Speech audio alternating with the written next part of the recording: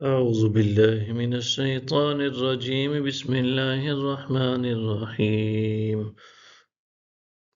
وهدوا إلى الطيب من القول وهدوا إلى صراط الحميد اور انہیں پکیزہ قول کی ہدایت کی گئی اور انہیں اسلام کے پسندیدہ راستہ کی طرف رہنمائی کی گئی إن الذين كفروا ويصدون عن سبيل الله والمسجد الحرام الذي جعلناه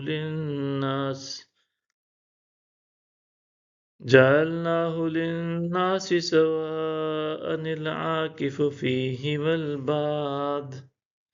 ومن يرد فيه بإلحاد بظلم نذقه من عذاب عليم بے شک جن لوگوں نے کفر کیا اور دوسروں کو اللہ کی راہ سے اور اس مسجد حرام سے روکتے ہیں جسے ہم نے سب لوگوں کے لیے یکساں بنایا ہے، اس میں وہاں کے باسی اور پردیسی اور جو شخص اس میں ناحق طریقہ سے کج روی یعنی مقررہ حدود و حقوق کی خلاف ورزی کا ارادہ کرے ہم اسے دردناک عذاب کا مزہ چکھائیں گے۔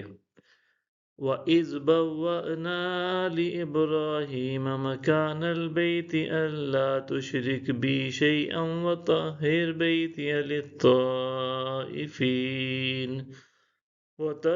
بَيْتِيَ لِلطَّائِفِينَ وَالْقَائِمِينَ وَالرُّكَّعِ السُّجُودِ اور جب ہم نے ابراہیم کے لیے بیت اللہ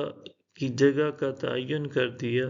کہ میرے ساتھ کسی چیز کو شریک نہ ٹھہرانا اور میرے گھر کو طواف کرنے والوں اور قیام کرنے والوں اور رکوع کرنے والوں اور سجود کرنے والوں کے لیے پاک و صاف رکھنا۔